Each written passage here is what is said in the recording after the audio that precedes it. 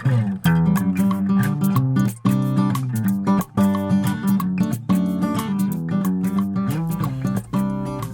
welcome to my channel. My name is David. Thanks for stopping by. I wanted to show you today what I call a framework for the figure. It's pretty difficult to get straight into drawing the figure unless you have some underlying things that you have figured out, and that's what I'm going to show you here. So there's essentially 4 steps. The first step is what are key lines to determine the top of the figure and the bottom of the figure in relation to the page. And this is important to do because if you're not doing this, you can end up drawing the figure in a kind of funky position on the page. And then also it's going to help you to determine the height of the figure.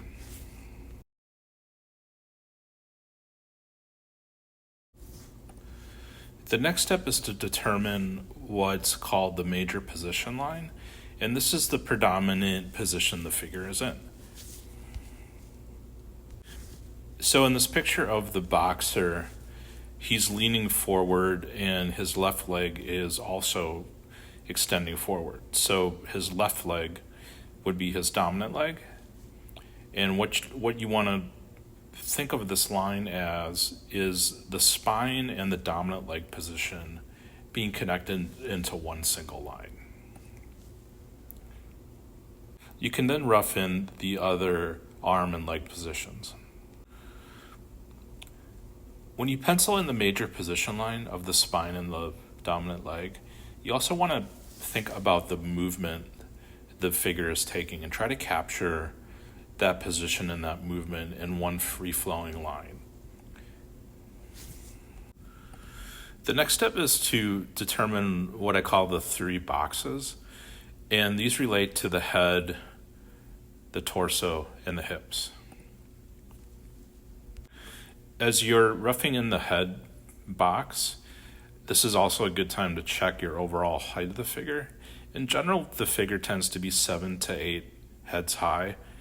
In males, and in females tends to be more on the 7 side, but that obviously is a huge generalization.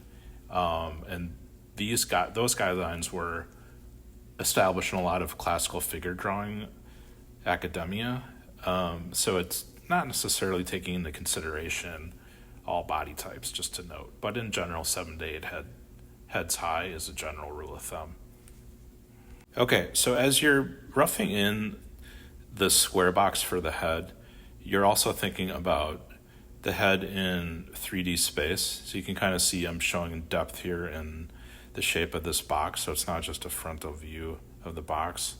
And you want to do that same approach for the torso and for the hips. So when you do the torso, this is what I call the cereal box. You can see how this is more of a rectangular cereal box shape. And then for the hips, this is a shoe box. And just keep in mind here, obviously the shoe box and cereal box aren't proportional to each other necessarily, so the size of that cereal box isn't realistic in scale to the size of that shoe box. So these boxes are just referring to the shape of the box. So again, you want to look at them in 3D space and show the depth of the torso and the hips, not just the frontal shape. So then for the head shape, the head is generally composed of 2 circles. So there's a circle for the back of the head and then an oval for the front, which represents the face position. And that's something we can talk about in a different video. The next step is to figure out where are the joints. And this step is really crucial, and I would recommend that you take your time when you're doing this step because relationships of where these joints are really critical in the figure looking realistic. So what I mean by taking your time is look at the relation of each joint to the other joint and to other parts of the body. So I have this playing right now in real time. So this is the actual speed at which I did this.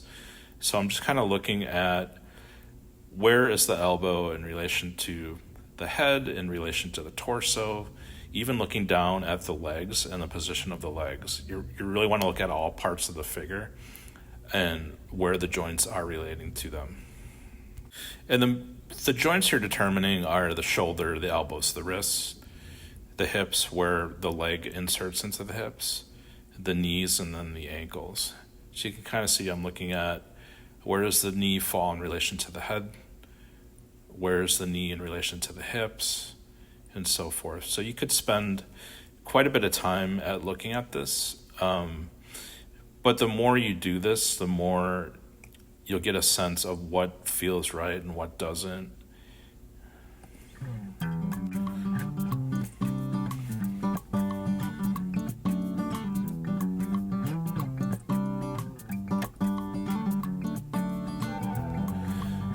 So as you finish those 4 steps, you can see how we have a rough framework of the figure, right? So this is really kind of, it's not a skeleton, but if you were to look inside the figure and see what's there, you wouldn't see this, obviously, but as kind of an underlying blueprint or framework for your drawing, this goes a long way to have your sketch and your drawing look realistic.